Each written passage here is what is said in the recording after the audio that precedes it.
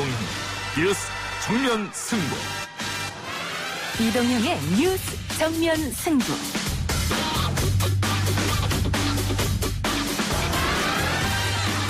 청취자 여러분 안녕하십니까. 이동형입니다. 한 검사와 채널A 기자의 유착 의혹을 다룬 MBC 단독 보도가 있었습니다. 먼저 라디오 방송에 출연했던 제보자의 목소리 들어보시죠. 가족을 수사한다. 유심, 부처님에 보면 유시민이나 현 문재인 정부 사람들하고 당신을 버렸다. 당신이 증오를 해야 된다. 당신 억울하지 않느냐. 출소하면 70살도 넘을 텐데. 그러니 풀어라, 해라. 이런 식이었어요. 이 제보자는 해당 내용과 함께 기자의 녹취록을 MBC와 이분에게도 같이 전달했다고 합니다. 황희석 전 법무부 검찰개혁 추진지원단장 일부에서 만나봅니다. 미래통합당의 긴급 여야 원내대표 회동을 제안합니다. 여야가 시급히 만나서 통 크게 합의하는 모습을 우리 국민에게 보여준다면, 아울러 야당이 동의한다면 긴급 재정명령 건의도 적극 검토하겠습니다.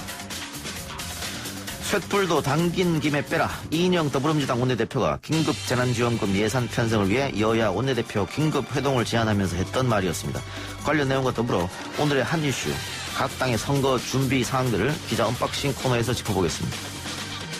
사실 생업에 종사하느라고 바쁜 소상공인들은 목소리를 내기조차 힘들었고 결집하기도 어려웠습니다. 소상공인의 기기 오르는 국회, 소상공인의 존중받는 정책 환경을 만들기 위해서 이 자리에 서게 됐습니다. 최승재 미래한국당 비례대표 후보였습니다. 소상공인연합회장을 역임했었죠. 2부에서 인터뷰해보고요.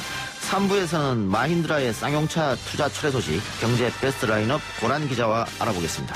4부 박변과 김판에서는 화제의 사건 사고들을 짚어보죠.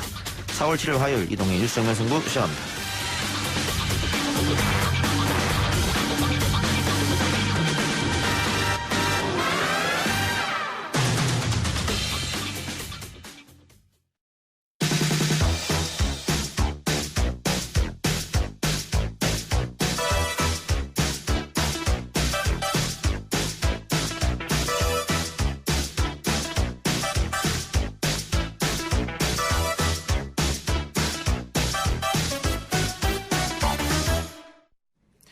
윤석열 검찰총장의 측근이라는 모 검사장과 채널A 기자의 유착 의혹을 다룬 MBC 보도의 파장이 상당합니다. 법무부가 검찰의 진상 파악을 지시한 가운데 보수 언론을 중심으로 제보자가 친여 성향의 사기전 까자임을 내세우면서 메시지가 아닌 메신저를 공격하는 물타기 형태도 여지없이 반복되고 있습니다. 복잡하게 돌아가고 있는 이 사건의 핵심을 정리해 보기 위해서 한 분 모셨습니다. 열린민주당 비례대표 8번으로 법무부 검찰개혁 추진지원단장과 인권국장을 지낸 황희석 후보입니다. 어서 오십시오. 반갑습니다. 안녕하십니까. 네, 오늘 검찰청 다녀오셨던데 어떤 이유로 다녀오셨습니까? 오늘은 그 채널A 관련된 건 아니고요. 예. 윤석열 총장의 그 부인 예. 김건희 씨와 윤석열 총장의 장모 최은순 씨에 대해서 고발장을 접수를 하고 왔습니다. 예.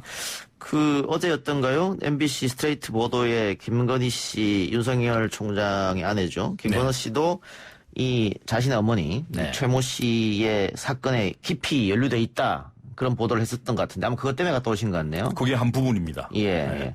그럼 어떤 걸 고발을 해서 하셨습니까? 핵심적인 거는 이제 김건희 씨가 도이치모터스의 주주였는데 예. 이 도이치모터스의 주가 조작 시세 조정이죠. 예. 주가 조작의 의혹이 굉장히 짙게 깔려 있습니다. 예, 뉴스타파 보도. 네, 여기에 관련돼 있다라는 그런 의심들이 상당히 강하고요. 이 문제에 대해서 좀 조사를 해달라는 고발장이 있고, 예. 다른 두 번째는 김건희 씨가 아까 좀 전에 말씀하신 것처럼 본인의 생모 최은순 씨의 그 사문서 위조 동행사, 예. 그리고 사기죄, 예. 이 부분에 대해서도 역시 관여된 흔적이 역력하다. 예. 이 부분을 조사해달라는 것이 하나의 큰 내용입니다. 그런데 검찰이 지금 윤석열 총장의 장모죠. 최은순 씨 사문서 위조죄로 기소를 한 상태지 않습니까? 그렇습니다. 그런데 그때 사기죄는 빼버렸어요. 뺐습니다. 그래 조금 이상하다. 왜냐하면 네. 사문서 위조를 왜 했을까? 네. 뭔가 사기를 치기 위해서 했을 텐데 네. 사기죄는 그럼 왜 빠졌느냐. 네. 이런 얘기가 있었는데 지금 그 부분에 대해서 다시 한번 고발한 겁니까? 그렇습니다. 최은순 씨에 대해서는 별도로 이제 사기죄 부분에 대해서는 별도로 언급을 하진 않았습니다만 이 고발장에서 예. 다만 최은순 씨가 사기죄의 범행이 있다. 근데 이에 대해서 김건희 씨도 공범으로서 역할이 있기 때문에 이에 대해서 고발을 하면서 조사를 해달라고 했기 때문에 아마 예. 자연스럽게 같이 조사가 이루어지지 않을까 싶습니다. 예. 그런데 그 최은순 씨의 사문서 위조를 기소하면서 검찰이 김건희 씨에는 증거가 없다 그러면서 기소를 하지 않았거든요. 네. 그리고 이 최은순 씨가 사건이 3개 정도 되는데 네. 그 3개 정도 되는 사건 중에 주변 사람들은 다 처벌받았습니다. 뭐 변호사법 맞습니다. 위반이라든가 뭐 여러 가지 죄로 네. 처벌받았는데 최은순 씨만 단 하나의 처벌도 받지 않았거든요. 네. 그래서 이게 팔이 안으로 굽어서 그러는 거 아니냐 이런 의혹이 있었습니다만 네. 지금 이번에 그 최은순 씨 또 김건희 씨를 공범, 사기 이렇게 고발하셨다고 하는데 이거 조사가 제대로 되겠느냐? 그 우려가 분명히 있죠. 예. 그 우려를 할 수밖에 없는 상황이고 만약에 정말 그 법과 원칙을 계속 이 검찰총장이나 검사들이 얘기를 해왔기 때문에 정말 그 법과 원칙대로 한다면은 그 수사가 빠질 수가 없는 상황이라고 보여지고요. 그래서 이 부분에 대한 우려가 분명히 있습니다만 저는 새롭게 짜여진 우리 검찰 진용들이 나름대로 노력을 하리라 저는 기대를 하고 있습니다. 만약에 이 범행의 어떤 흔적들이 역력함에도 불구하고 예. 이 수사를 하지 않는다면 뭐 이건 또 직무유기가 되거든요. 검찰 예. 쪽에. 그래서 이 검사들의 직무유기 문제에 관해서는 어쩔 수 없이 뭐 7월 달에 출범하게 될 공수처에서 다시 다룰 수밖에 없지 않겠는가라는 정도의 생각을 하고 있습니다. 예. 그런데 경찰로 갖고 가지 않고 검찰로 갖고 간 이유가 있으십니까? 일단은 경찰이 지난번에도 윤석열 총장 부인 김건희 씨 주가 조작 문제에 대해서 맨 처음에는 보고서상에서는 주가 조작의 전형적인 패턴이다라는 식으로 판단을 했다가 예. 나중에 이 결과에 대해 약간 꼬리를 내립니다. 결과적으로. 그런데 이제 그런 경찰의 결과에 검찰의 어떤 압박이라든지 청와대의 압박이 있었다라는 이런 흔적 얘기들이 많이 있었거든요. 예. 지금 이 순간에 경찰이 그에 대해 수사를 할지 안 할지 좀 약간의 좀 의구심이 있을 수 있고요. 아직도 특수수사나 이런 부분에서는 좀 경찰들이 본격적으로 좀 이렇게 역량을 확보하고 있지 못하거나 좀 기계를 좀 발휘하고 있지 못하기 때문에 일단 한번 검찰 쪽에서 한 법과 원칙을 적용할 것인지 한번 보자. 예. 만약에 안 된다면 이게 공수처의 문제로 가야 될 수밖에 없지 않겠느냐라는 예. 좀 시금석으로서 한번 보자라고 생각을 했습니다. 예. 검찰이 수사를 조국 전 법무부 장관 수사를 처음에는 이 표창장 위조 때문에 시작했으니까 네. 같은 무게를 두면 이것도 사문서 위조인데 좀 제대로 해달라 뭐 이런 의미로 고발하신 것 같고요. 네. 근데 일각에서는 열린민주당 후보들이 직접 검찰에 가서 고발장을 제출한 거 이거 결국은 윤석열 때리기 아니냐 이 보수 언론 중심으로 나오는 이야기입니다. 네. 총선 앞두고 연일 윤석열 때리기 뭐 이런 기사 제목도 있었고 또 네. 진중권 씨 같은 경우에도 윤석열 총장을 향해서 끝까지 버텨야 한다. 윤 잡기 위해 일사불란이다 이런 이야기 했거든요. 네. 그런 지적에 대해서 어떻게 대답하시겠습니까? 뭐 사실은 총선하고 뭐 직접적인 관련성은 없습니다. 어차피 제가 1월 14일자로 인권국 법무부를 이제 사직하고 나오면서 어차피 검찰개혁의 문제는 본격적으로 다룰 수밖에 없겠다. 그리고 이게 일정한 제 역할이 있을 거라는 생각을 했고요. 뭐 선거에 나가든 나가지 않든 저는 이 부분을 준비를 해왔던 거고 최강욱 전 비서관도 오늘 자리에 함께 같이 했는데 같은 마음이었기 때문에 저희들로서는 이건 뭐 자고 오면 이거 따질 문제가 아니죠. 예. 알겠습니다. 그러면은 뭐 그 건에서는 그 정도로 질문 드리고요. 네. 자, 채널A와 현직 검사장 유촉 후 MBC 보도로 불거졌는데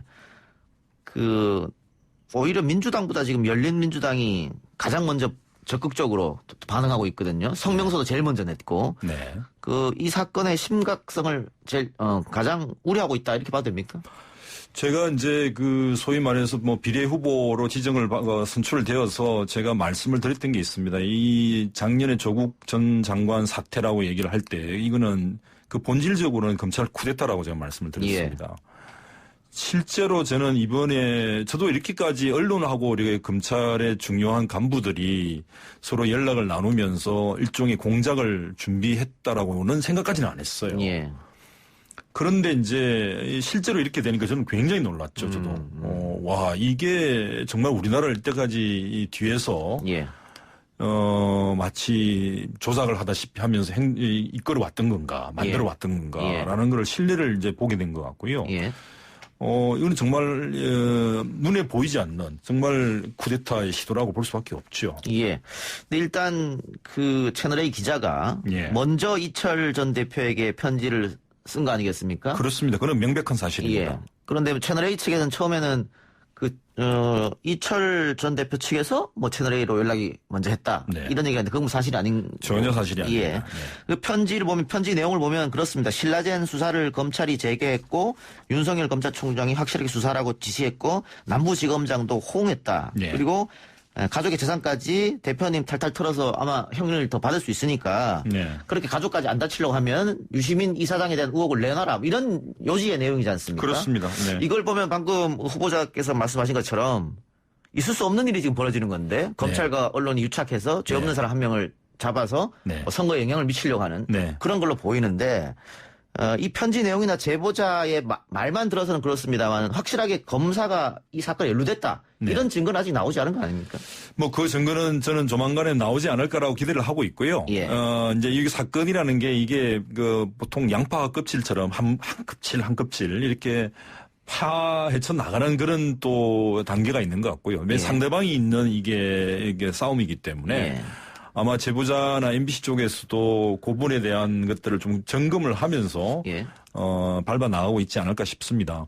어쨌든 저로서는 그 제보자를 직접 만났는데요. 설명도 듣고 이 제보자가 얘기하는 어떤 여러 가지 경위나 과정들을 쭉 밟아왔을 때는 확실하다라는 판단을 하게 됐습니다. 근데 일단 윤석열 총장의 측근이라고 지목된 검사 네. 지금 부산에 내려가신 네. 그분이죠. 네. 그분은 사실이 아니다. 나는 전혀 관여하지 않았다. 뭐 이런 얘기를 하고 있단 말이죠. 뭐 그 본인으로서는 그것을 했다라고 얘기하기는 쉽지는 않을 겁니다. 그러나 이제 본인이 여러 가지 이런 것들을 빨리 기자에게 해봐라라는 이런 시도 계속 말을 하죠. 예. 기자에게 하면 그걸 얘기해서 제보자와 이철 대표에게 전달해서 그쪽에서 일종의 진술을 하겠다라고 하면은 그 내용들을 가지고 자기가 수사 관계자 정보팀에 전달하겠다라는 예. 취지의 말까지 하는데 그 목소리 또 그렇게 많은 사람이 지금 말씀하신 윤석열 총장의 최측근이냐 아니냐 이 문제에 대한 사실관계 판단이 여전히 남아 있습니다만 저는 그것도 역시 밝혀질 거라고 보고요. 하나 이제 뭐 얘기를 하자면 채널A 이동재 기자가 지금 잠적을 한 상태예요. 예. 연락도 안 받고. 예. 그 파일은 여러 군데에 아마 저는 있을 거라고 봅니다. 예. 그 녹음 파일은. 그 녹음 파일 공개하면 됩니다. 채널A 기자의 핸드폰에 다 들어있겠죠. 제가 보기에는 핸드폰에만 있지는 않을 거라고 보고요. 예. 그 다음에 여러 군데에 저는 있을 거라고 봅니다. 예. 근데 어쨌든 그 최측근 검사장이라는 사람이 지금 자기는 아니라고만 얘기를 하고 있는데 예. 쉽게 말해서 그 채널A를 뭐 자기가 소위 자기 이름이 금행됐다면 채널A의 녹음 파일을 깔아 공개하라. 옛날처럼 압수수색을 하든지요.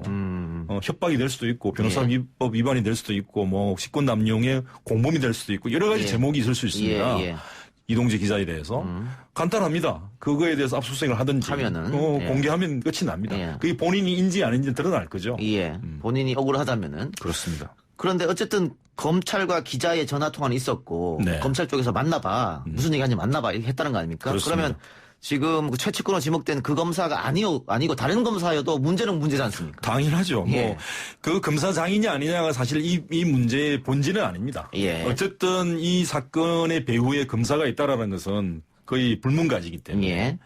이 문제 자체가 검사와 언론이 협잡을 해서 허위 진술을 받아내고 이를 통해서 지금 현 정부의 중요한 사람을 어떤 중요한 지지자인 사람을 공격해서 결국 현 정부를 무력화시키겠다. 예. 그리고 이 타이밍이 되게 중요합니다. 계속 그 기자는 3월 말 4월 초에 그 진술 증거를 달라고 했죠. 그게 합니다. 4월 15일이 선거일이니까 그렇습니다. 그 이전에 뭐 좀 중요한 증거를 달라. 네. 뭐 그렇게 느껴질 수밖에 없는 거겠죠. 그렇습니다. 이게 이제 우리가 되도록 뭐 경험을 해왔습니다만 노무현 전 대통령에 대해서 논두렁시계라는 허위 진술을 가지고 기자들이 또 그걸 같이 예. 올라타지 않습니까? 진실은 나중에 나오는 것이고. 맞습니다. 예.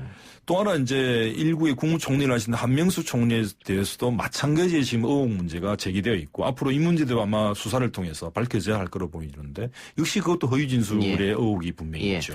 어쨌든 이 사안은 뭐 언론 윤리, 취재 윤리를 다 어긴 사항인데 네. 이게 약간 이해가 안 가는 게 지금 보수 언론을 중심으로 제보자가 골수 친여 성향의 횡령 사기 전가다. 이걸 공격하고 있거든요. 네. 그러니까 그 내용, 지금 이 제보자가 폭로한 이 내용에 집중하지 않고 말한 사람이 사기꾼인데 어떻게 우리가 저 사람 믿을 수 있냐. 네. 이런 식으로 몰고 간단 말이에요. 네. 이제 뭐 예를 들어서 그게 전형적인 수법인데 흔히 말해서 메시지에 대해서 공격할 수 없으면 메신저를 공격해서 메시지 자체의 신뢰를 떨어뜨리는 예. 이 전형적인 수법이잖아요. 근데 이제 이 사람이 어떤 뭐 친여 성향인지 저는 몰라요. 사실은. 예. 친여인지 친야인지 저는 전혀 그에 대해서는 알지 못하고. 예. 그리고 뭐 사기 전가 얼마나 중요하지 않다고 생각하고 이 사람이 채널 A 기자를 만났고 채널 A 기자가 허위 진술을 요구하고 그러지 않으면은 이철 대표에 대해서 아주 심각한 위협을 예. 가할 것처럼 예. 이렇게 말하는 것 자체는 분명한 팩트라는 거죠. 그게 녹음이 되어 있고 뭐 그거 편지로 남아 있는 상태고 예. 그렇다면 사실은 이 사람의 진술을 믿고 안 믿고의 문제가 아니고 예. 채널 A 기자가 허위 진술을 요구하면서 수감되어 있는 사람에게 협박을 가하는 예. 그리고 그 뒤에 검사가 있다라고 충분히 열심히 할 수 있는 이 상황 자체를 어떤 것으로 볼 것인가. 이에 대해서는 뭐 따져볼 필요가 없는 거죠. 예. 명백한 사실이니까. 예. 그 내부자들이라는 영화에서도 이거 똑같은 유사한 장면이 나오긴 합니다만. 맞습니다. 많은 분들이 그 영화를 떠올리긴 하더라고요. 네. 자, 근데 그 후보자님 어떻습니까? 이게 종편의 중견 기자. 네. 그리고 검찰. 네. 이렇게 그 개인이 만나서 이걸 했다고 보십니까? 아니면 뒤에 더 큰 그림이 있다고 보십니까? 뭐 저는 당연히 뒤에 더 큰 그림이 있다고 보는 거고요. 실제로 이동재 기자가 말을 하는 내용 중에 그게 나옵니다. 이게 법조팀만의 문제가 아니고 위에 윗선위에서 쉽게 말하면 뭐 굉장히 고위 간부까지도 예. 이게 상상할 수 있는, 생각할 수 있는 얘기를 합니다. 그러면은 아마 제가 볼 때는 이거는 뭐 일종의 결재를 받고 작업에 들어갔다라고 볼 수밖에 없는 거고요. 본인 편지 속에도 그런 얘기가 나옵니다. 예. 그래서 제 생각엔 뭐 이게 혼자만의 어떤 여러 가지 좋은 작품을 기획했다. 뭐 혼자만 단독 플레이다라고 보기는 어렵습니다. 예. 이번에 이야기했던 뭐 제보자의 여러 가지 이야기들이 사실로 드러날 경우에는 검찰 개혁과 언론 개혁에 대한 또 필요성이 다시 한번 대두될 테고요. 네.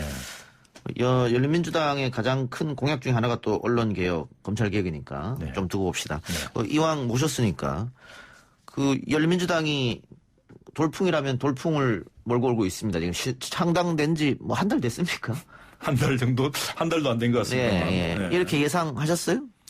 사실은 뭐 예상을 할 수 없었고요. 저도 멀떨결에 사실은 이 자리에 서 있게 된 거고, 저뿐만 아니고 다른 후보자들 대부분 다 비슷합니다. 이게 이제, 국민들께서 직접 소환을 하셨고, 이 사람이 나가서 국회에서 일을 하게 되면은 뭔가 우리가 응원해진 부분들, 아픈 부분들을 잘 어루만지고 해결해 줄 것이라고 기대를 하면서 아마 그렇게 하신 것 같고요. 저도 사실은 지금 이 순간이 굉장히 얼떨떨하죠. 예, 예. 근데 이제, 이렇게 많은 지지를 보내주시고, 환호를 해주시니까, 사실 그게 큰 에너지입니다. 예. 그런데, 열린민주당은 계속해서 민주당 쪽으로 우리는 뭐 형제 정당이다, 효자다 이런 얘기를 하고 있습니다만 네, 네. 민주당이나 더불어시민당 쪽에서는 참칭하지 마라. 다른 당이다. 계속해서 이게 좀 안 좋은 얘기를 좀 하고 있거든요. 네. 뭐 어떻게 섭섭하거나 그러진 않으세요? 뭐 사람이라는 게 뭐 그 감정이 없을 수는 없겠죠. 예. 솔직히 말씀드리면. 근데 그쪽 더불어민주당이나 더불어시민당에서 그렇게 말씀하시는 것들도 뭐 저희들로서는 이해를 합니다. 예. 또 처지가 그럴 수밖에 없다는 것도 인정이 되고요. 왜냐하면 이제 거대 정당이 나름대로는 본인들 계획을 가지고 틀을 잡아서 추진을 했는데 사실 그 틀대로 잘 안 움직인다는 예. 그런 측면이 있겠죠. 예. 더군다나 더불어민주당에서는 후순위에 본인들이 직접 뽑은 후보들을 배치를 했는데 그분들이 안 됐을 때의 또 난감함도 있기 때문에 뭐 대표를 하시는 대표님이나 또는 다른 어떤 중진들께서도 사실 그런 정도의 뭐 어떤 언급을 하실 수밖에 없는 상황이지 않을까. 뭐 그렇게 이해하고 넘어가야 될 것 같습니다. 선거 끝나면 합당하는 겁니까? 기본적으로는 저희들은 한 세력이라 보고 있고요. 예. 어떤 식으로든지 합쳐야 되겠습니다만 다만 이제 저는 이런 거는 좀 고려했으면 좋겠습니다. 지난 20대 국회가 이번 아직까지 있습니다만 20대 국회가 민주당이 일당이면서도 굉장히 곤란을 겪었어요. 예.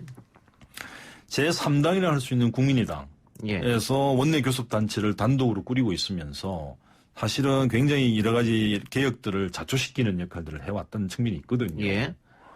그러니까 지금 한 단적인 예로 이렇게 얘기를 하실 수 있겠습니다. 그 공수처를 우리가 출범을 시켜야 하는데 공수처 추천위원이 여당이 2명이고 야당이 2명입니다. 그러면은 여당이 만약 1당을 더불어시민 민주당이 한다면 예. 나머지 하나의 당은 미래통합당이 야당이 될 것인데 야당에서 2명을 뽑을 때 미래통합당이 하나 뽑고 나머지 하나의 추천위원을 저희들 열린민주당이 주축이 된 교섭단체가 예. 뽑을 수 있다면 예. 그거는 이 정부의 검찰개혁의 핵심인 공수처 처장을 뽑고 출범시키는데 어마어마한 힘이 예. 되거든요. 그럼 지금 상황에서는 합당이다 아니다 말하기는 좀 어렵고. 네. 근데 그 열린민주당 단독으로는 또 교섭단체를 꾸릴 수가 없으니까. 그렇죠. 그럼 뭐 정의당이나 혹은 더불어시민당이나 연합해서 또 하나 할 수 있다. 교섭단체 꾸릴 수 있다 이 말씀이죠. 그렇습니다. 예, 예. 네, 그런 것들이 필요가 있기 때문에 서로 간에 상황에 따라서 저는 협력을 하면서 궁극적으로 저는 합쳐야 된다고 보고요. 예. 지금 우리 앞에 놓여있는 검찰개혁의 과제, 기타 언론개혁이나 이런 부분에서 21대 국회에서 서로의 필요에 따라 상황에 따라서 저는 적절하게 보조를 맞추는 게 필요하다. 그러니까 전략적으로 서로 좀 생각을 하자라는 게 제 생각입니다. 예. 열린민주당 목표는 몇 석쯤 됩니까? 저는 뭐 17석을 다 해야죠. 알겠습니다. 오늘 인터뷰 여기까지만 하죠. 네. 오늘 말씀 고맙습니다. 고맙습니다. 예, 지금까지 열린민주당 비례대표 8번인 황희석 전 법무부 인권국장이었습니다. 1부 순서 마치고요. 2부 기자 언박싱 코너로 돌아옵니다.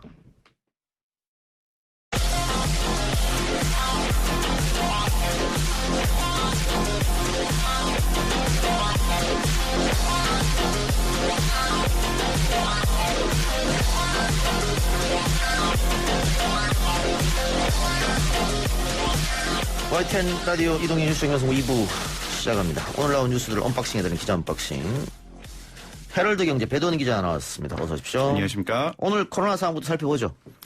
예, 그 확진자 증가세가 완연히 꺾인 모습을 기사로 많이 보셨을 텐데요. 중앙안전대책본부에 따르면은 오늘 0시 기준 코로나19 확진자가 전날 대비 47명 증가를 했습니다. 이틀째 확진자가 50명 이하를 유지한 건데요. 예. 확진 판정을 받았다가 완치돼서 격리가 해제된 분이 96명. 그래서 총 6,694명이 됐고 현재 격리돼서 치료를 받고 있는 환자 수는 3,445명으로 55명이 줄었습니다. 예. 사망자도 전날 대비 6명이 늘어서 192명이 됐고요. 눈여겨볼 것은 이제 진단 검사자 수가 15,000명으로 전날은 5,500명 정도였거든요. 예. 그러니까 진단 검사자 수는 100 가까이 늘었는데 신규 확진자는 여전히 50명을 유지했다 이틀째. 뭐 이런 점이 눈여겨볼 점이고 오늘 당국도 이제 신규 확진이 50명 미만을 유지한 것에 대해서 고강도 사회적 거리두기 효과가 시작된 것이라고 긍정적인 평가를 내렸습니다. 예. 방금 말씀하신 것처럼 완치자는 계속 늘어나고 있고요. 예. 확진자는 줄어들고 있기 때문에 증가세가 꺾인 모습입니다만 맞습니다. 그래도 방심은 안 되겠죠. 그렇죠. 뭐 증가세가 꺾여서 이제 희망을 가지시는 거는 좋은데 그럼에도 불구하고 긴장을 놓아서는 안 되는 상황입니다. 이제 아무래도 뭐 나라에서도 고강도 사회적 거리두기를 2주간 연장시키기도 했는데요. 오늘도 이제 강남 유흥업소 종업원 등 여성 2명이 코로나19 확진됐다는 소식이 전해지면서 좀 예. 우려가 높아지고 있는데요. 이제 3차 전파 우려가 당연히 되겠죠. 그렇게. 예, 이게 뭐 강남에서 엄청 큰 유흥업소라고 하더라고요. 그래서 이제 이 강남구에 따르면은 30대 남성으로 처음에 알려졌었는데 이게 보이그룹 초신성이라는 그룹 출신의 그룹 슈퍼노바 멤버 윤학 씨가 이제 일본에서 걸려서 들어왔고 이 윤학 씨를 통해서 이 여성분들이 전파가 된 걸로 지금 추정이 되고 있는데요. 방역 당국이 이 유흥업소를 중심으로 접촉자를 파악하는 데 애를 쓰고 있습니다.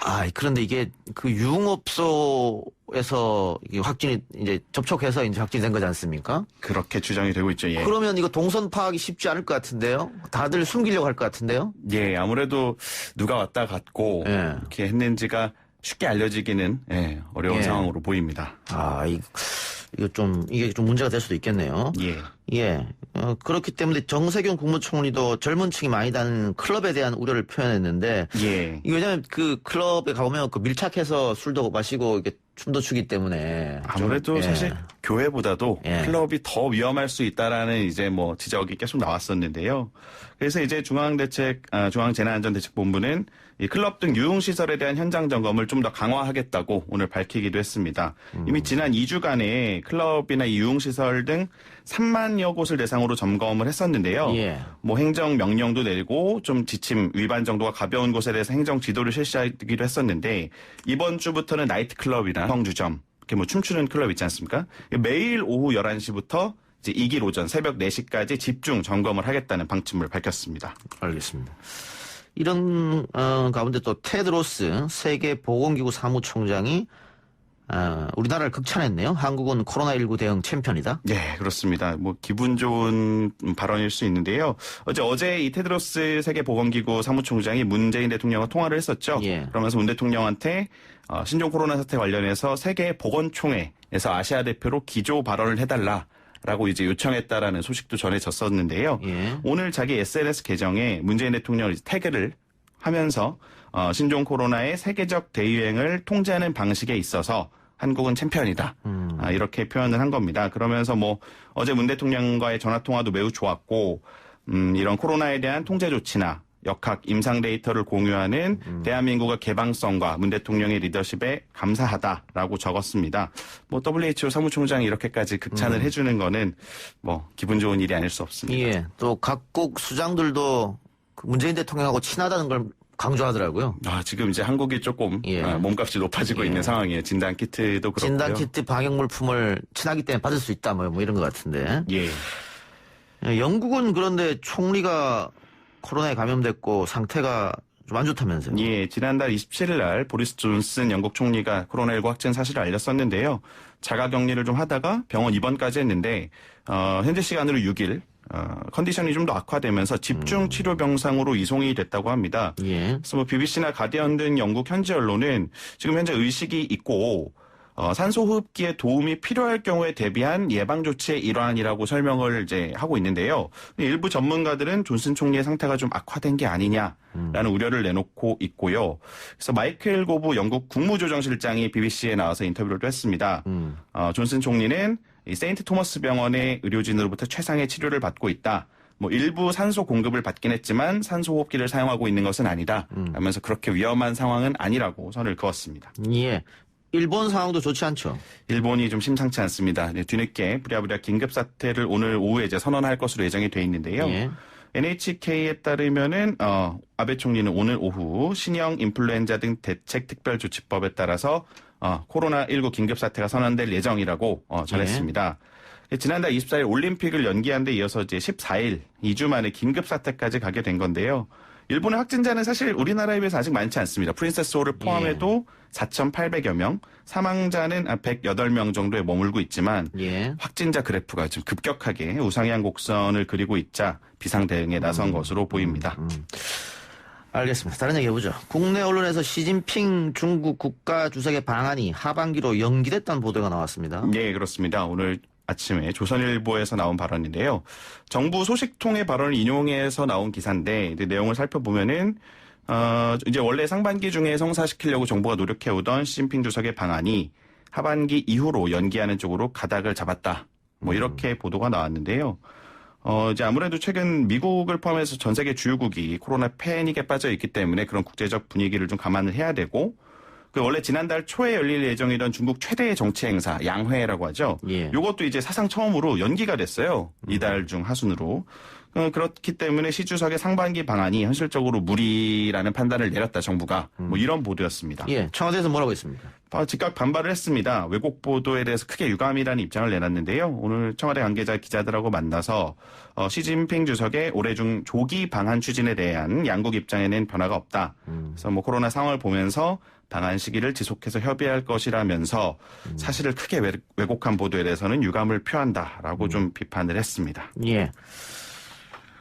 뭐 언제 방한한다는 걸 확정적이진 않는 거잖아요, 어쨌든. 확정된 것은 없죠. 근데 예. 이제 뭐 상반기로 알고 있었는데 그게 과연 상반기가 되느냐 아니면 하반기로 넘어가느냐의 문제인 것 같습니다. 예.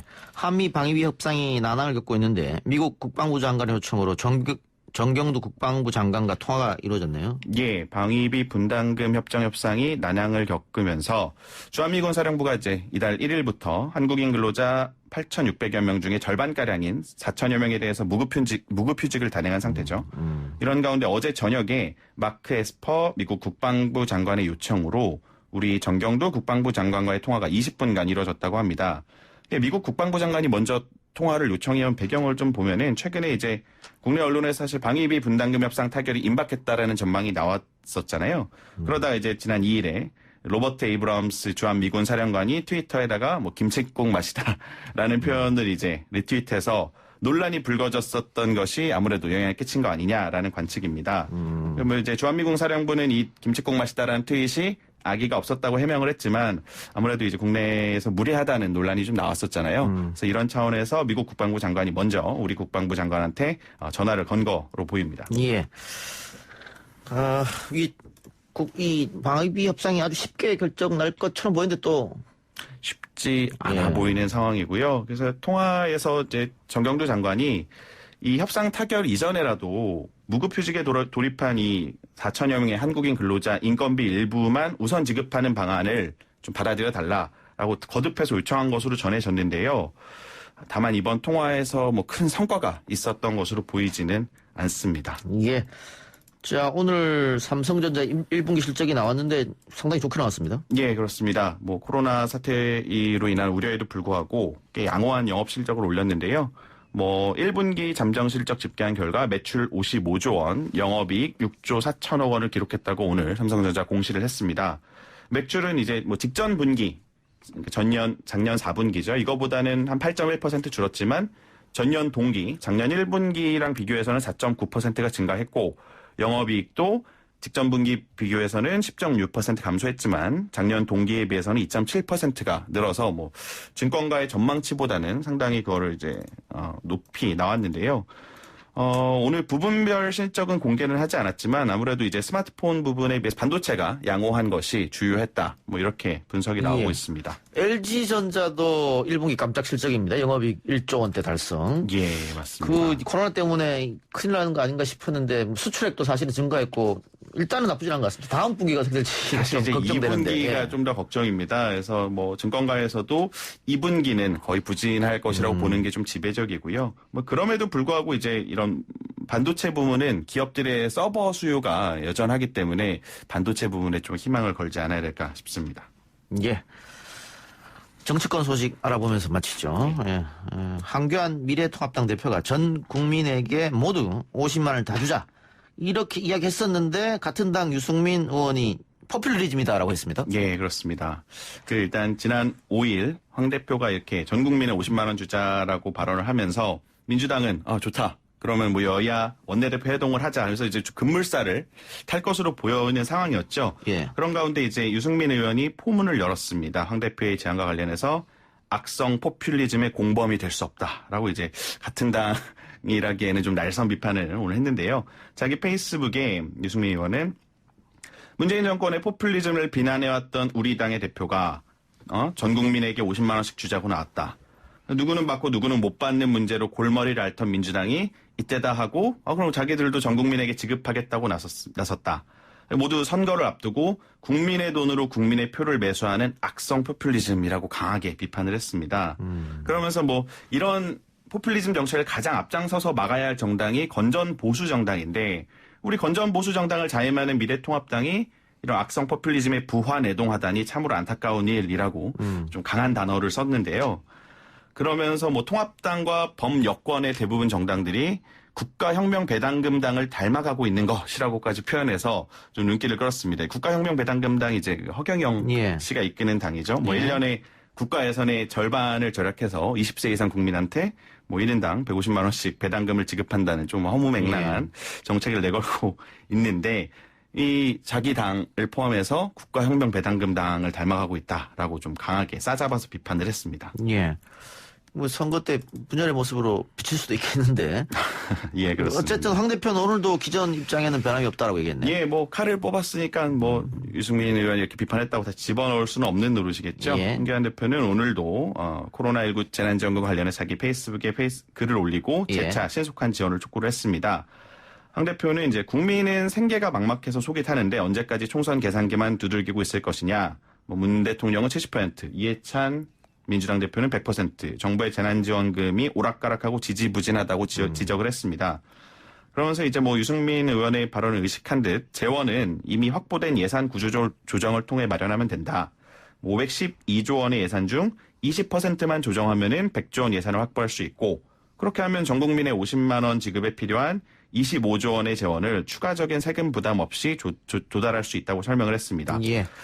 근데 말 그대로 긴급이니까요. 지금 미국에서는 1,000조 넘게 준비하고 있고 유럽에서도 각국마다 100조, 200조 얘기하고 있잖아요. 그렇죠. 이거는 전례가 없는 상황이라는 게 사실은 좀 대다수 국민들의 생각인데 아무래도 이제 선거를 앞두다 보니까 오히려 이게 조금 더 오해를 받을 소지가 사실 있는 상황인 거죠. 그러면서 뭐 황교안 대표는 오전에 이제 서울 종로에서 유세를 한 다음에도 기자들과 만나서도 유승민 의원 이 지적에 대해서 질문을 받자 뭐 나라를 살리고 민생을 챙기는 큰 길을 걸어가겠다라고 기존 입장을 재확인했습니다. 아니 미국이나 뭐 일본도 지금 엄청난 금액을 푼다고 하는 건데 그쪽에서 그렇게 돈을 풀었을 때 포퓰리즘이다. 라는 얘기는 나오지는 않고 있으니까 알겠습니다. 자 그리고 정부도 긴급 재난지원금 지급 대상을 원래는 하위 70%였는데 뭐 여당 야당 다 주자. 그리고 뭐 혹시라도 재원이 모자라면 상위 뭐 20, 30%는 나중에 세금으로 돌려받는 방법 그렇게 하면 되니까. 그런 얘기가 나오고 있기 때문에 여지를 좀 남겨놨다고요. 예, 그렇습니다. 여야가 이제 거의 한 목소리를 이제 내고 있는 상황이죠. 국민 70%가 아니라 100%를 확대하자는 주장을 같이 펴고 있는 만큼에 아무래도 논의가 좀 급물살을 타는 분위기입니다. 사실 청와대는 어제까지만 해도 정치권의 이런 주장에 대해서 청와대 입장을 논의한 바 없다라고 일관하면서 거리를 좀 둬왔는데요. 오늘 강민석 청와대 대변인이 전날까지와는 조금 다른 기류의 입장을 내비쳤습니다.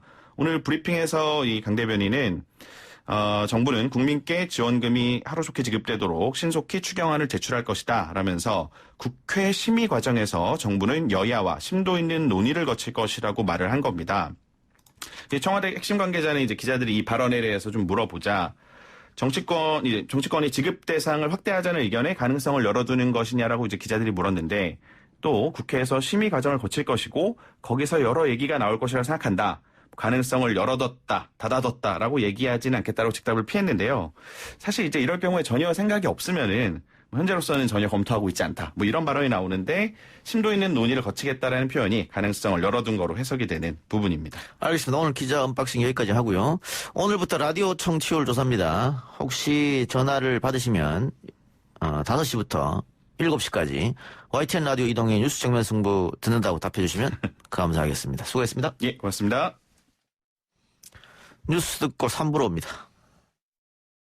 글쎄 안 들려 들을 뉴스 없어 아무 뉴스도 귀에 들어오지 않아 듣고 또 들어도 들을 뉴스 없어 만든 게 2%야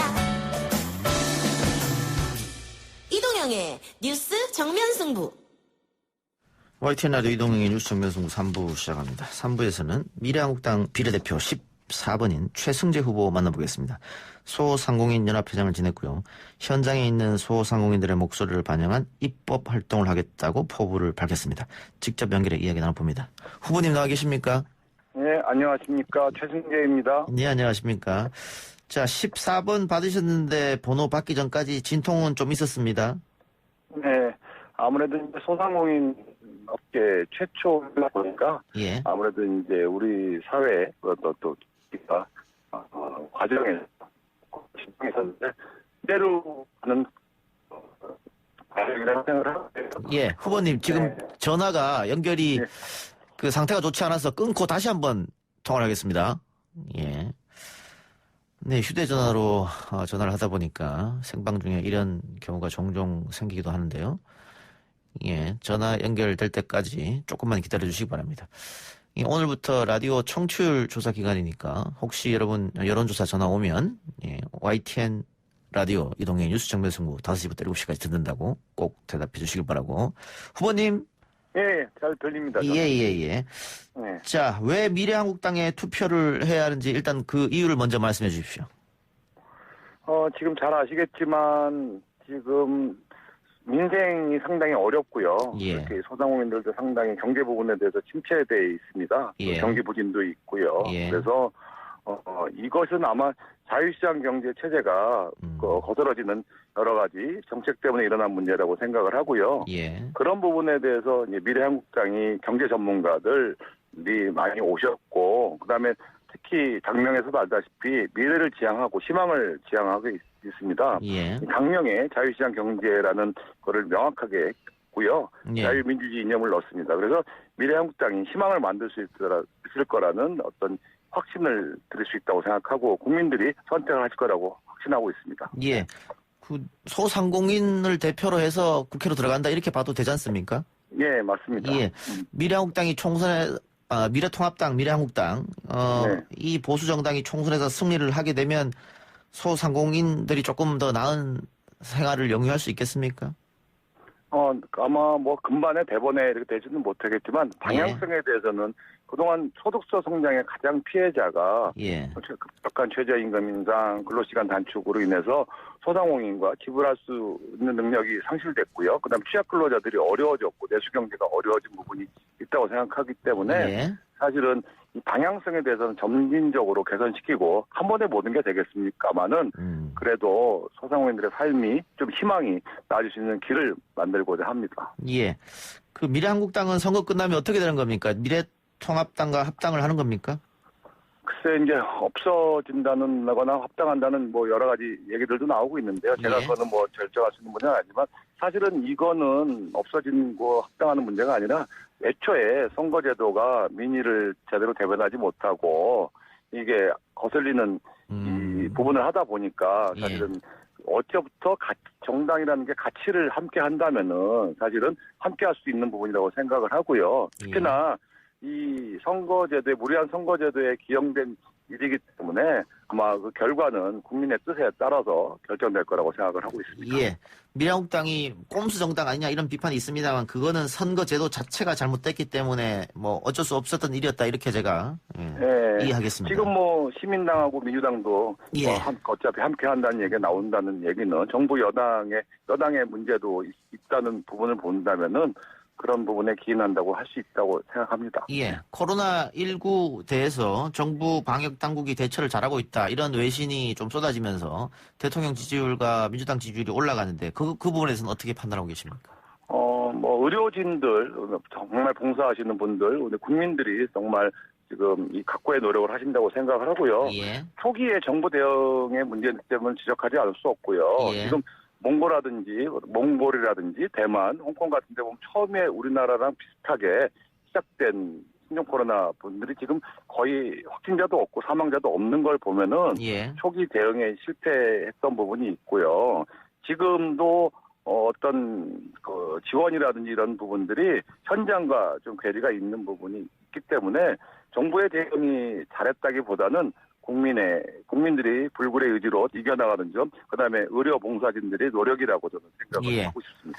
이 어쨌든 코로나19 사태 때문에 모든 국민들이 굉장히 힘들어하고 있습니다. 소상공인들은 당연한 것이고요. 그래서 정부가 긴급재난지원금을 소득 하위 70%에게 주겠다라고 했다가 논란은 좀 있었고 지금 황교안 미래통합당 대표가 전 국민에게 50만 원씩 줘야 된다 이렇게 이야기를 했습니다. 미래한국당은 지금 어떻습니까? 정부 소득 하위 70%라는 기준만 제시했는데 도대체 우리 국민들이 70% 안에 들어가는지 마는지 소상공인들도 상당히 모호한 부분이 있었습니다. 예. 네, 그런 부분을 명확하게 정리하기 위해서 차라리 전 국민에게 50만 원씩 줘서 경기 부양을 시켜주고 당장에 위로를 시켜야 된다는 주장인 것을 저는 이해를 하고 있고요. 예. 그다음에 이 경기 부양책과 지원책이라고는 구분이 좀 안 되는 것 같다는 생각이 들고요. 예. 그래서 전 국민을 대상으로 한 어떤 지원 그 50만 원 관련된 황교안 대표가 얘기한 부분은 그런 쪽으로 저는 좀 해석을 하고 있습니다. 예. 네. 미래한국당도 그러면 전 국민에게 50만 원씩 지급하는 거에 찬성하는 입장입니까? 네, 아무래도 전 국민들이 지급받아서 경기가 좀 활성화되는 부분에 예. 대해서는 동의하는 부분이라고 생각합니다. 예. 네. 근데 미래통합당 유승민 의원은 이게 전 국민한테 지급하는 건 악성 포퓰리즘이다 이렇게 이야기했습니다만. 포퓰리즘 요소에 관련된 부분은 아무래도 아까 제가 방금 전에 말씀드렸다시피 지원 대상을 우선적으로 선별적으로 지원하는 부분과 경기 부양책에 헷갈리는 부분, 우선순위에서 아마 얘기를 하는 부분에 대해서 지적을 한 것 같고요. 예. 사실은 경기 부양책에 관련된 부분은 경기 부양책으로 가고, 그다음에 선별 지원하는 부분은 선별 지원하는 부분으로 그 구분을 명확하게 해준다면은 지금 관련된 그런 얘기들이 논란들이 좀 예. 없을 거라고 생각합니다. 예. 하나 더요. 그 소상공인들이 또 좀 힘들어하는 문제가 이 배달 앱이죠. 수수료 문제. 네, 맞습니다. 예. 예. 독과점 문제도 있었고요. 네. 그래서 이재명 지사가 공공앱 개발을 하겠다 이런 얘기를 했었는데 미래한국당 입장은 여기에서는 어떻습니까? 공공 웹 관련된 얘기는 그동안 우리가 많이 나왔었고요. 과거에 이 카카오 택시에 대항하기 위해서 지자체마다 택시 웹을 개발한 적이 있는데 활성화가 안 됐거든요. 예. 그래서 사실은 이 IT를 이용한 웹에 관련된 부분은 그런 대로 개발을 유지를 시키는데 다만 공정성 부분, 불공정한 부분, 그다음에 독과점 부분을 해결할 수 있고 그다음에 지자체에서 일반 국민들이 많이 이용할 수 있게끔 만드는 부분에 대한 정책을 보완을 하는 것이 좀 바람직하다고 보고요. 무조건적인 공공의 개발은 잘못하면 국민의 세금 갖고 활성화되는 부분에 대해서 부족하기 때문에 예. 또 IT 기업들의 기술 개발을 또 저해할 수 있는 요소가 있기 때문에 적절하게 합리적으로 좀 방안을 제시해야 된다고 생각하고 있습니다. 예. 미래한국당도 뭐 정책을 준비하시니까 이 부분에 대해서도 생각이 있으시겠죠? 네, 예. 저희들도 일반 국민들과 그다음 소상공인들과 그다음 또 IT 개발자 그것들이 어우러져서 상생할 수 있는 방안에 대해서 계속 고민하고 있고 추진을 해볼 생각을 하고 있습니다. 예, 알겠습니다. 자, 마지막으로 국회에 들어가면 어떤 정치를 하고 싶으신지 한 말씀 부탁드리겠습니다. 국회는 기존에 워낙 훌륭하신 분들이 있었다고 생각합니다. 법률 전문가도 있었고 행정 전문가도 있었고요. 예. 다만 현장과 소통이 좀 부족했다고 생각을 하거든요. 예. 그래서 이번 신종 코로나 사태를 보면서 많이 그걸 여실히 느꼈습니다. 그래서 현장과 소통하고 현장의 목소리를 제대로 입법 과정에서 투영할 수 있는 그런 정치를 좀 하고 싶습니다. 저는 아무래도 현장에서 실천가 역할을 했었기 때문에 부족하고 했지만 최대한 노력해서 입법 활동이나 국회 활동이 민생과 연결될 수 있게 만들고 싶습니다. 예. 그런데 자영업자 위기론을 자꾸 모든 매체에서도 언급을 하는데 네. 다른 문제도 있습니다만 구조적 문제로 우리가 자영업자가 너무 많은 게 문제가 아니냐 네. 이런 얘기도 나오고 있거든요. 숫자가 많다는 부분에 대해서는 동의를 하지만 사실은 예. 그런 부분 숫자가 많다 그래서 무조건적으로 이렇게 소상공인들이 열심히 사는데도 불구하고 정책의 부재로 망한다는 건 동의하지 않고요. 예. 사실은 정책의 부재, 그다음에 어쩔 수 없이 일자리가 모자라서 생계형으로 창업을 할 수밖에 없었던 부분이 있는데 사실은 정책의 소통 부재, 그다음에 민생을 챙기지 않은 부분에 소상공인들이 성장을 못하는 부분. 소상공인들이 작은 가게들이 성장을 해서 중소기업이 되면서 일자리를 많이 창출하는 것이 훨씬 효율적이고 지역 경제가 사는 것이고 경제 생태계가 활성화되는 부분이라고 생각하기 때문에 우리 경제의 가장 근간인 자영업자들이 튼튼해질 수 있게 만드는 부분. 그래서 이거를 단순히 숫자가 많다 해서 당연히 구조적인 대상이 되는 것은 대해서는 동의하지 않습니다. 알겠습니다. 네. 이 후보님 오늘 인터뷰 여기까지 듣겠습니다.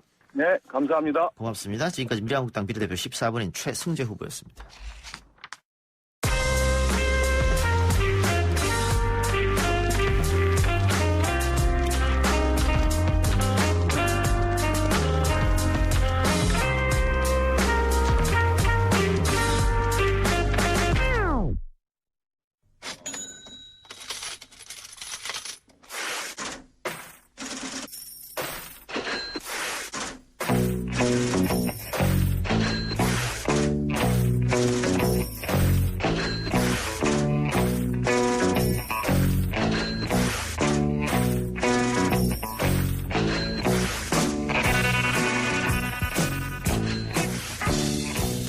이번에는 경제 이야기 해보는 시간입니다. 경제 베스트 라인업 블록체인 미디어 조인디의 고란 기자 나왔습니다. 어서 오십시오. 네, 안녕하세요. 조인디의 고란 기자입니다. 쌍용차 이야기부터 해볼 텐데, 자, 2011년 인도 마인드라 그룹이 인수하면서 괜찮아지는가 싶었습니다만, 마인드라 그룹이 투자 약속도 안 지키고 철수하겠다고 했다고요?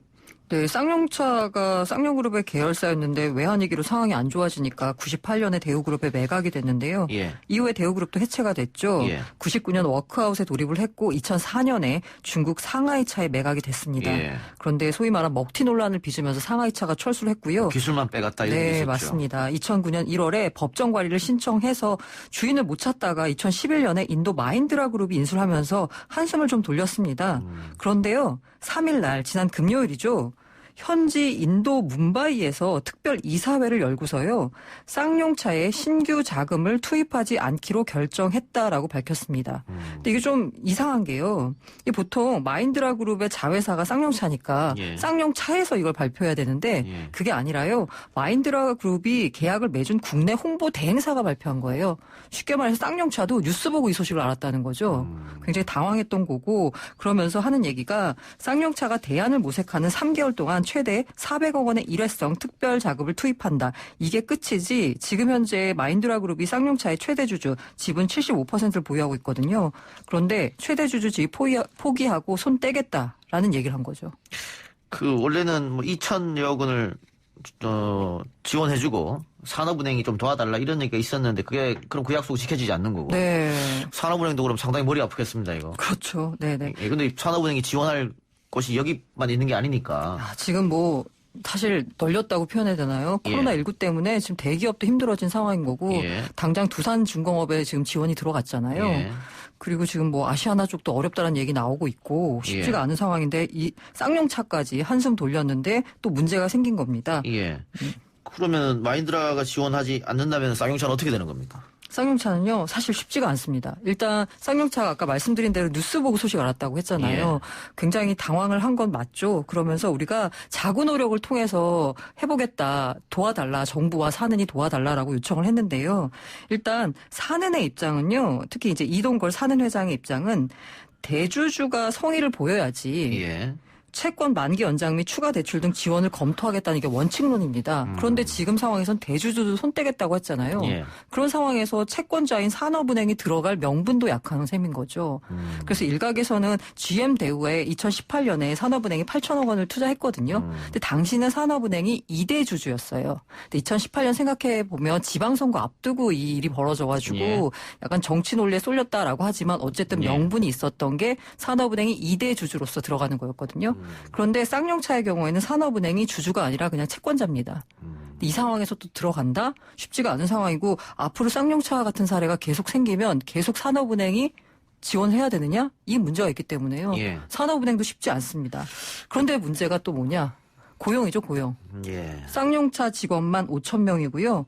관련된 연관 부품업체 일자리까지 고려하면 수만 명이 일자리에 길바닥에 내앉을 수도 있는 이런 상황이기 때문에. 예, 그래서 정부 상당히 골치가 아플 텐데 네. 지금 사실은 미니 SUV죠. 티볼리에 성공했다고 볼 수 있잖아요. 그렇죠. 그런데 그 이후로 성공작이 없어가지고 어려워진 것 같고요. 아마 인도에서도 계속해서 성공작이 나왔으면은 투자를 생각했을 텐데 이렇게 되면 다른 회사의 매각 아니면은 청산 이렇게밖에 그런 방법이 없는 겁니다. 방법이 없는데 매각이라고 하면 이걸 누가 사줄 사람이 있어야 되잖아요. 예. 근데 사줄 사람이 마땅치가 않고 이게 전반적으로 다 상황이 어려운데 살 사람이 없을 뿐더러 진짜 문제가 전문가들이 지적하는 게 상품 경쟁력이 없다는 겁니다. 예. 쌍용차에. 예. 앞서 말씀드린 대로 쌍용차가 SUV의 명가 예. 이렇게 불렸잖아요. 예. 근데 2015년에 티볼리가 나온 다음에 이후로 흥행작이 없습니다. 신형 코란도 나왔는데 그것도 실패했고요. 그리고 요즘은 다 친환경차로 이렇게 바꾸고 있잖아요. 예. 전기차도 없고 수소차도 없습니다. 아무것도 없는데 이 미래가 없는 회사를 자동차 회사를 누가 사갈 거냐라는 데에 대한 답이 사실 불명확하죠. 예. 정부가 계속 지원을 하면 또 혈세를 퍼붓는다라는 비판을 받을 테고. 맞습니다. 답답한 상황이네요. 예, 알겠습니다. 좀 두고 보죠. 예. 자, 총선이 이제 코앞에 다가왔습니다. 일주일 정도 남았는데 각 당의 경제 공약 들어볼까요? 잘 못 들어보셨죠? 예, 못 들어왔습니다. 저는 사실 찾아서 알아봤는데 예. 이 더불어민주당이 1월에 총선 1호 공약이라고 하면서 경제 공약을 내놨어요. 근데 이게 소위 말한 대빵 시대를 열겠다라는 거거든요. 예. 데이터 빵원 시대를 열겠다. 이게 그 전국 어디서나 이제 와이파이가 돼가지고 데이터 빵원 시대를 열겠다는 건데 그 20, 30대 청년층의 표심을 겨냥하는 공약이지 이게 4년 준비하면서 내놓은 경제정책 핵심 공약이다라고 보기엔 너무 지엽적이잖아요. 그러면 그 야당이라고 할 수 있는 미래통합당의 경우에는 뭘 내놨냐?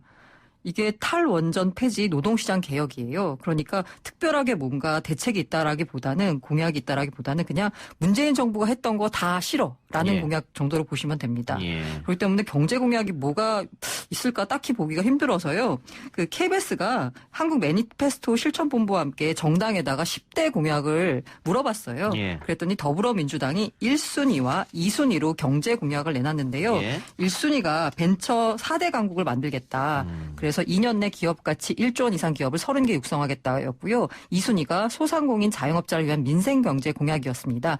미래통합당도 2순위, 3순위예요. 경제 공약을 내놨는데요. 말씀드린 대로 2순위가요. 희망경제에서 탈원전 폐지 등의 공약이었고요. 그 세 번째 3순위로는 법인세 인하를 통한 기업 투자 활성화를 내놨습니다. 예. 법인세 인하는 이명박 박근혜 정권에서도 했었던 거지 않습니까? 네, 맞습니다. 예. 재탕이라고 볼 수 있죠. 다시 한번 하겠다 이 네네. 말이었고요. 정의당은 어떻습니까? 정의당 같은 경우에는 그린 뉴딜 경제 공약을 1순위로 꼽았는데요. 이 경제 정책과 환경 정책을 접목한 공약이다라고 보면 됩니다. 재생에너지 발전 시설 투자로 20만 개 일자리를 창출하겠다라고 내놨고요. 6순위로도 역시 골목 경제 활성화 예. 공약을 내놨습니다. 일자리 창출 공약은 각 당이 다 내놓고 있습니다만은 뭐 숫자가 중요한 게 아니고 실천 또 어떻게 할 것인가 그 방법론이 중요한데 숫자만 강조한 것 같은 그런 느낌이 들고요. 부동산 정책은 어떻습니까? 부동산 정책은 더불어민주당 같은 경우에는 공급 확대예요. 특히나 아무래도 청년층 표심을 노렸기 때문인지 예. 청년 신혼부부의 금융 부담을 줄이기 위한 방안을 내놨습니다.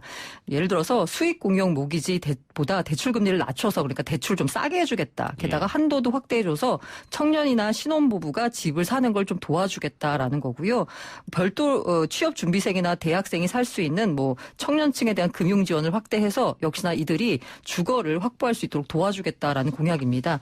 미래통합당 역시 청년층을 공약하면서 여러 가지 대책을 내놨는데요. 근데 이 대책 중에 하나가 눈에 띄는 게 이 청약 제도를 개편하겠다는 거거든요. 예. 지금 청약 가점제로 따지면 청년 신혼부부는 청약 당첨 확률이 거의 제로에 가깝습니다. 그렇죠. 어렵죠. 예. 그런데 이거를 추첨제를 50%로 확대를 해가지고요. 예. 이들도 좀 기회가 갈 수 있도록 하겠다라는 거고요. 그 미래통합당의 부동산 정책을 보면 대체로 다 규제를 완화하고 증세를 저지하겠다로 볼 수 있습니다. 예. 일자리 대책도 볼까요? 일자리 대책은요, 사실 대부분 재탕이고요. 예. 뭐 방법이 없다라고 보시면 됩니다. 일단 예. 말은요. 일자리를 어떻게 늘리냐. 여당 같은 경우에는 혁신 성장으로 제조업 분야의 경쟁력을 키워서 여기서 일자리를 창출하겠다라는 건데요. 이게 시스템 반도체, 미래차, 바이오 이런 걸 육성을 해가지고 여기서 일자리를 창출하겠다는 건데 도대체 여기를 어떻게 강화를 할지 방안은 없고요. 구체적 방안은. 역시 통합당 역시 여기는 법인세 인하를 통해서 투자를 활성화하면 기업들이 일자리를 만들지 않겠느냐 라면서 법인세 인하 방안을 일자리의 하나로 내놨어요. 일자리 예. 방안에. 근데 예. 이것도 역시나 구체적인 대책은 없죠. 예. 혁신성장. 뭐 어떻게 혁신성장하겠다는 건지. 이거 뭐 김영삼 정부 때 세계화하고 다른 게 뭐가 있겠느냐. 그러니까 구호만 있고 구체성은 없다. 민주당 공약이. 맞습니다. 그리고 통합당 공약 법인세 인하를 통한 투자 활성화. 이명박 박근혜 정권 때 법인세 인하를 했는데 기업들이 투자 활성화 안 했거든요. 투자를 활성화한다고 해도요. 설비 투자가 되면 일자리가 늘어날까? 의문입니다. 각 당의 전문가들이 있을 텐데 좀 아쉽다 이런 생각 들고. 마지막으로 그 자영업자에 대한 지원, 코로나19 때문에 자영업자들이 지금 너무 힘들지 않습니까? 네. 예, 이 지원에 대한 정책도 나왔을 것 같은데. 여야 모두 자영업자를 위한 대책을 제시를 했고요. 더불어민주당 같은 경우에는 온누리 상품권, 지역사랑 상품권 발행 규모를 2배로 확대하겠다라고 공약했습니다. 예. 24년까지 현행 5조 5천억 원이거든요. 이거를 10조 5천억 원까지 늘리겠다라고 했고요. 자금 확보에 어려움 겪는 자영업자들 위해서 보증 규모를 매년 1조 5천억 원씩 추가로 확대하겠다라고 했습니다. 미래통합당의 경우에는요.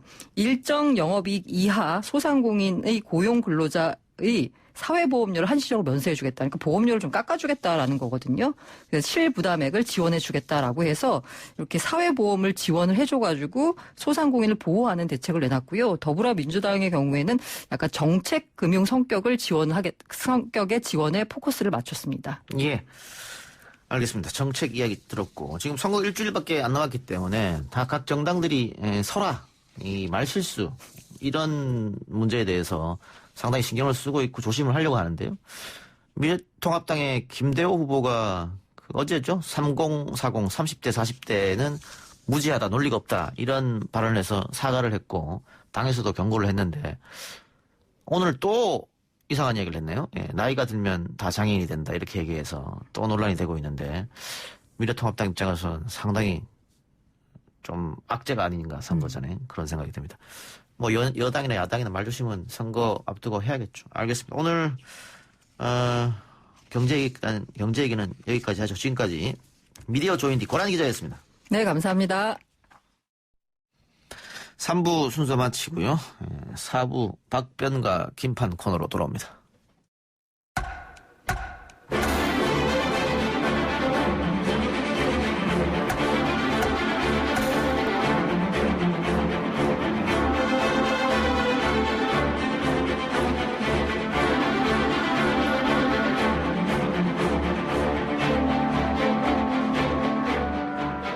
YTN 라디오 이동의 뉴스 정보에서 4부 시작합니다. 매주 화요일 사건 사고 소식을 정리해줄 두 분 박지훈 변호사, 김윤우 변호사 나와주셔서 어서 오십시오. 안녕하십니까. 사건 사고 이야기하기 전에 제가 3부 끝나기 직전에 미래통합당의 김대호 후보의 세대 비하 발언에 이어서 또 노인 장애인 비하 발언이 있다고 했는데 지금 미래통합당에서 김대호 후보를 제명했네요. 어휴, 세네요. 그러니까 그 선거가 얼마 안 남았기 때문에 이런 막말 프레임에 빠져버리게 되면 다른 지역구에도 영향을 미친다. 이런 판단을 한 것 같습니다. 와. 근데 후보가 제명되면은 미래통합당은 이 지역구 후보를 안 낸다는 얘기입니까? 네. 어차피 관악갑 쉽지는 않은 그런 상황이고. 아니 아무리 쉽지가 않아도. 그런데 사실은 이런 경우도 처음이죠. 선거 직전에 자당 후보를 제명시키는 경우는 그렇죠. 드문데 사실은 당대표의 권한이거든요, 저게. 예. 네. 근데 뭐 한교안 대표도 좀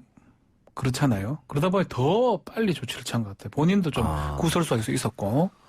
그래서 사실 주된 지지층인데 주된 지지층들한테 굉장한 실망을 주는 말을 한 것 같습니다. 예. 그래 알겠습니다. 하여튼 이렇게 속보가 왔고요. 아주 뭐 이례적입니다. 일단. 예. 네. 자, 코로나19 자가 격리자의 무단 이탈 사례가 계속해서 늘어나고 있습니다. 뭐 심심해서 너무 답답해서 거리에 나왔다는 얘기도 있고요. 그렇죠. 담배 사러 나왔다는 뭐 이런 사람들도 있고.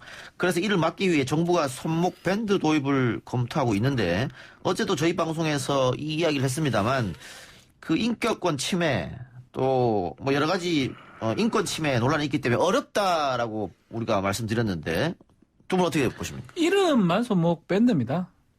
손목 밴드라 하니까 또 되게 괜찮아 보이는데 팔찌거든요. 전자 팔찌. 예, 그러니까 전자 발찌하고 근데 이거는 좀 생각을 다르게 하는 게 이게 지금 동의하는 사람만 하지 않습니까? 근데 보통 이걸 수용할 정도 사람이면 어디 안 나가겠다는 딱 마음가짐이 있는 거거든요.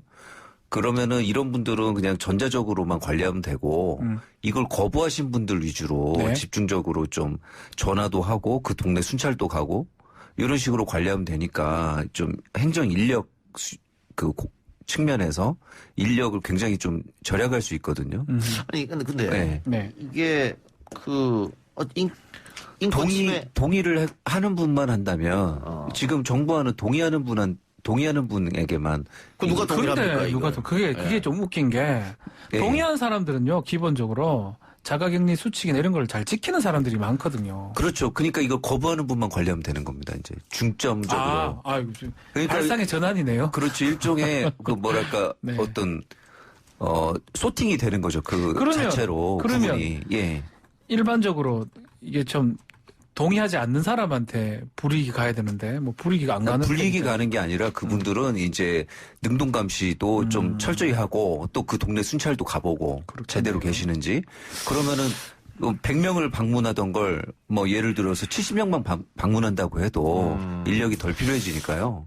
이건 좀 긍정적인 아이디어로 봐야 되지 않을까. 행정 그럼에도 인력을 불구하고 이게 임의에 맡긴다 그러면 네. 실효성을 확보하기 쉽지가 않아요. 과연 누가 착용할 것이며 누가 또 거부할 것이며 예, 한다면 이게 강제로 할 수밖에 없거든요. 뗄 수가 있겠냐 이거를. 그렇죠. 강제성은 한다면. 좀 어려울 것 같습니다. 이렇게 한다면 네. 강제성을 떼야지만이 이제 전자 팔찌, 손목 밴드로 효과가 있는 거고. 물론 뭐 외국에서는 지금 뭐 긴급 사태니까 경찰이 뭐 폭행을 행사하는 그런 그렇죠. 국가도 있고 집 밖으로 나오면은 이렇게 총기를 사용하는 국가도 있습니다만 우리는 이게 그 정도는 것 아니니까. 같은데. 예. 홍콩이나 뭐 대만이나 시행하고 있거든요. 그래서 우리나라는 법적 근거는 제가 봤을 때는 없습니다. 동의를 구해서 하는 거는 뭐 변론을 하더라도 강제로 착용시키려면 강제는 어렵죠. 그거는 네. 법의 근거가 있어야 되는데 그 부분은 좀 쉽지는 않다 생각이 듭니다. 예. 지금은 우리가 벌금형 정도입니까? 지금 올라갔어요? 4월 지금 5일부터? 예, 시행됐습니다. 네. 1년 이하 징역으로 징역형까지 과할 수 있도록 1,000만 원의 벌금. 네. 예, 개정이 됐고 지난 5일부터 시행이 됐습니다. 네. 네. 예. 근데 뭐 아직 정부 결정이 난 건 아니니까요. 예, 좀 지켜보고요. 자, 가수 휘성 씨 이야기로 넘어가 보죠. 프로포폴 투약 혐의를 받고 구속 영장이 청구됐는데 기각됐네요. 네, 지금 가수 휘성 씨죠. 휘성 씨인데 경북지방경찰청입니다. 뭐 프로포폴을 구매한 정황을 이제 포착을 하고 이 소환을 해서 조사를 벌였는데 본인은 뭐 투약 사실 자체는 뭐 다투질 않았던 걸로 보이고요. 예. 다만 영장을 청구했는데 기각이 됐습니다. 기각된 이유는 일단은 음성 반응이 나왔다는 거하고 또 도주나 증거인멸 우려가 없다라고 해서 영장이 기각됐습니다. 프로포폴 구매한 건 맞다. 예, 투약까지도 인정한 것 같습니다. 근데 프로포폴을 이게 함부로 구매할 수 있습니까? 처방전이 있어야 되는 거 아닙니까? 불법이죠. 그러니까 이게 마약류 관리법 위반이 될 수가 있는데 좀 문제가 있는 부분은 있습니다. 이거를 뭐 프로포폴을 처방받고 투약을 한다면 의사의 처방에 따라서 뭐 범죄가 되지 않지만 처방 없이 투약이 된다면 마약류 관리법으로 처벌받게 되는데 지금 이 프로포폴도 있는데 에토미네이트라고 예. 다른 약을 또 투약한 사실도 있거든요. 수면 유도 마취제. 예, 요거는 범죄가 될지 좀 애매한 상황입니다. 네, 작년 12월까지는 프로포폴, 그 이후에는 다른 약품 에토미데이트를 예, 투약했다고 합니다. 예. 그런데 이것을 휘성 씨에게 공급한 혐의를 받는 사람은 약사법 위반 혐의로 구속영장이 나왔고. 그렇죠. 근데 휘성 씨는 어쨌든 이게 영장은 나오지 않았고 이런 상태네요. 그렇죠. 예. 프로포폴도 계속 처음부터 마약류로 분류가 되지 않았습니다. 10년 정도 네, 2010년. 그때부터 이제 마약류 관리법에 이제 규정이 됐고 에토미데이트는 아직 조항이 없습니다. 근데 이거 수면 유도 마취제를 건네받고 공중 화장실에서 바로 투약을 했다고 하는데 그렇죠. 이게 왜 자택이 아니고 여기서 했을까요? 좀 급했던 상황인가요? 이러면 이거 지금 뭐 굉장히 뭐 심리적으로 굉장히 많이 힘든 것 같습니다. 예, 지금 뭐 기가 조치 후에도 뭐 좀 극단적인 생각이나 우울증, 공황장애 등 증세가 있다고 하는데요.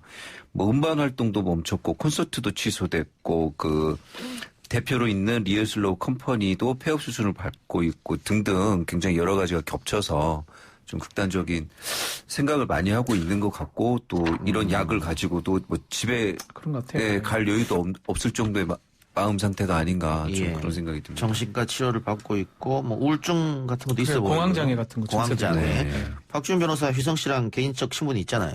네, 있죠. 네. 뭐 그런 얘기를 뭐 제가 뭐 해본 못 알아봤습니까? 한참 전에 만난 지 좀 오래됐습니다. 예전에 사건이 좀 터지고 나서부터는 좀 일체 좀 외부랑 연락을 좀 끊는 걸로 제가 알고 있었고 아마 뭐 영장 기각 사유 중에 하나도 그런 게 있을 것 같아요. 이게 지금 구금이나 이걸로 해결될 부분이 아니고 치료의 부분이 좀 중요하다. 또 그리고 프로포폴을 뭐 1회, 2회 투약했을 때 구속되는 사례는 좀 드뭅니다. 상습적으로 투약을 했다면 다를 수 있는데 또 상습적으로 보려면 에토미데이트도 마약류로 분류가 돼야 되거든요. 그런 측면 때문에 일단은 영장은 기각된 것으로 보입니다. 예. 그러면은 뭐 나중에 벌금형 이렇게 나오는 겁니까? 아니요.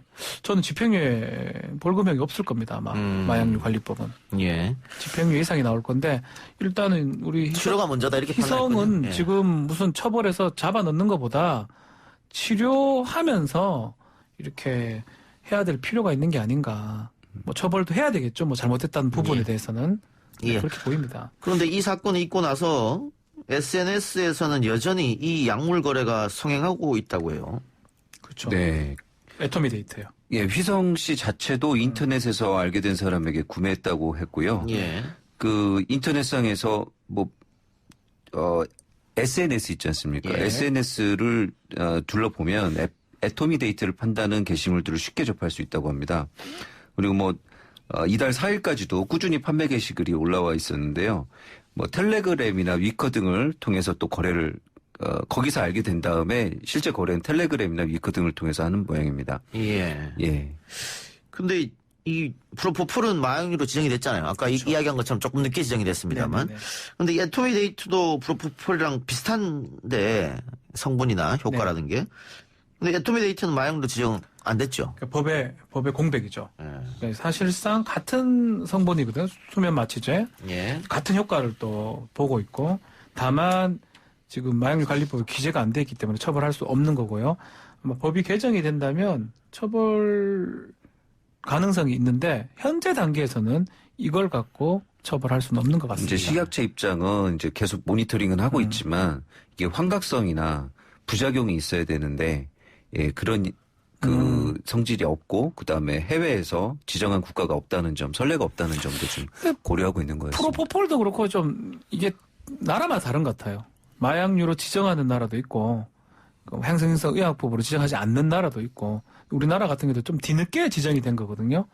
애터미 데이트도 아마 좀 검증 과정을 거쳐서 이게 지정이 될지 안 될지 또 지정이 된다면 마약류 관리법에 반영을 할지 그건 좀 지켜봐야 되고 지금 단계에서는 범죄는 아닙니다. 예. 처벌할 수는 없습니다. 예. 알겠습니다. 처벌할 수 없다고 합니다만 이 오남용 문제도 생각해야 되니까. 안 되죠. 예. 윤석열 전 검찰총장의 윤석열 지금 검찰총장이죠. 전이라니요. 예. 지금 현 검찰총장. 예. 윤석열 검찰총장의 부인과 대본에 이렇게 써 있는데 제가 그냥 읽었네요. 마음. 예. 윤석열 검찰총장의 부인과 장모의 여러 의혹들이 계속 나오고 있는데 이번에 나온 의혹 MBC에서 보도한 내용 같은데요.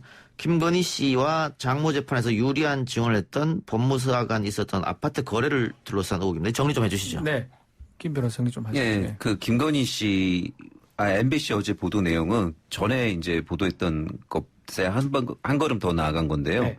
그 부동산 거래를 했었습니다. 그러니까 누구랑 거래했냐면 그 장모 최 씨하고 백모 씨라는 법무사입니다. 그 법무사에게 그 부동산 거래를 했던 이유는 그 원래 동업자와 맺었던 약정을 무효화하는데 유리한 증언을 해달라고 하면서 그걸 아파트를 줬다는 거거든요. 그렇죠. 김건희 씨가.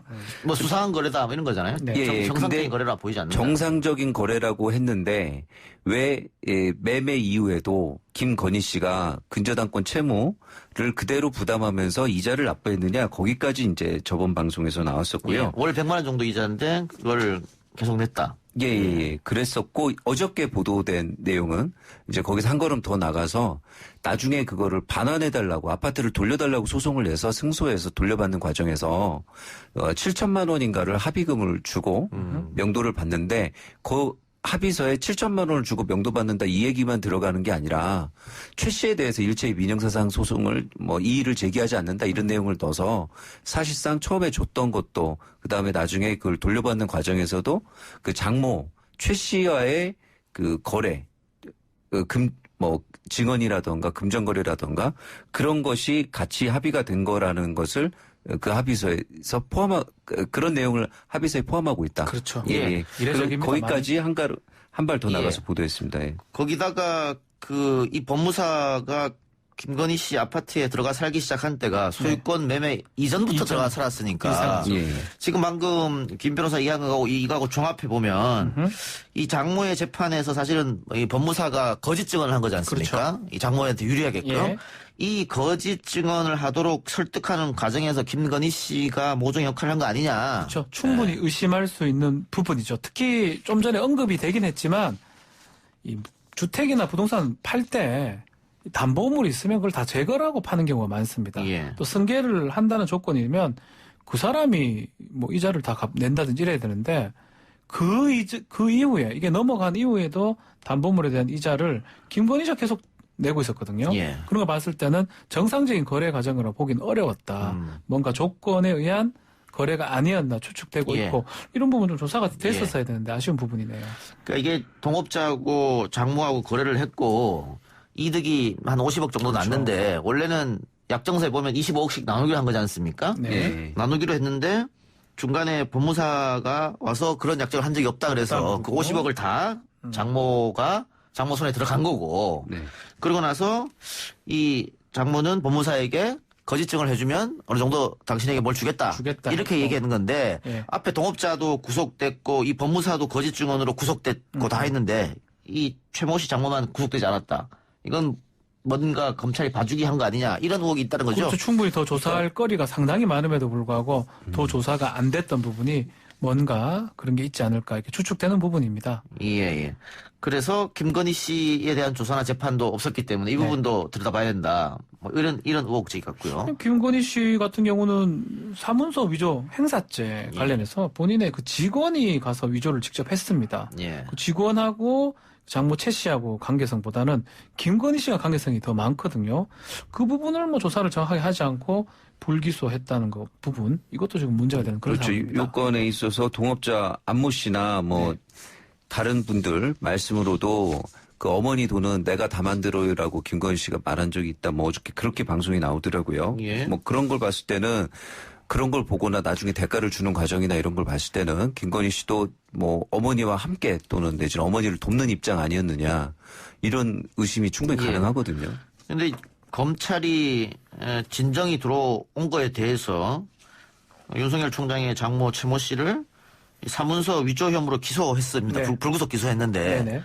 아내인 김건희 씨에 관해서는 증거가 없다. 여기에 관련됐다고. 그래서 기소조차 하지 않았단 말이죠.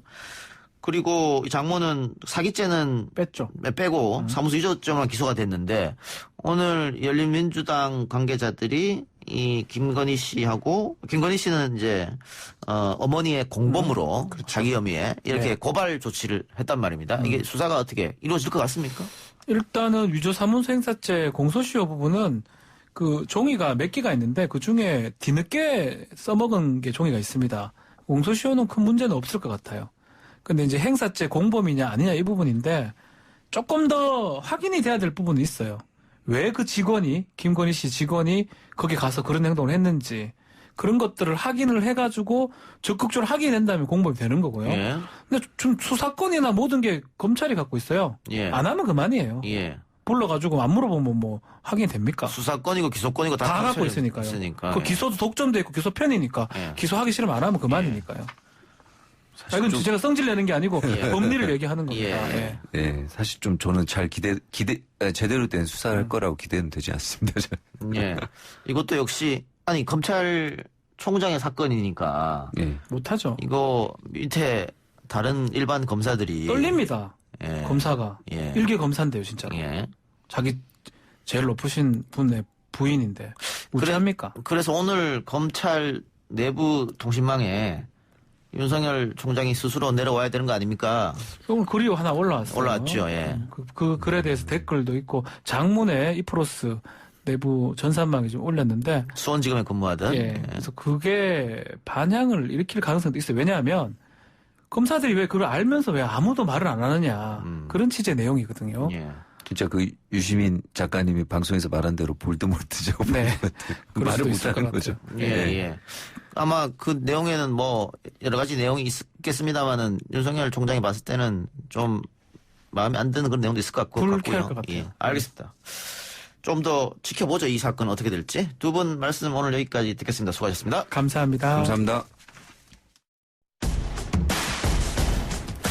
오늘 저희가 준비한 방송은 여기까지입니다.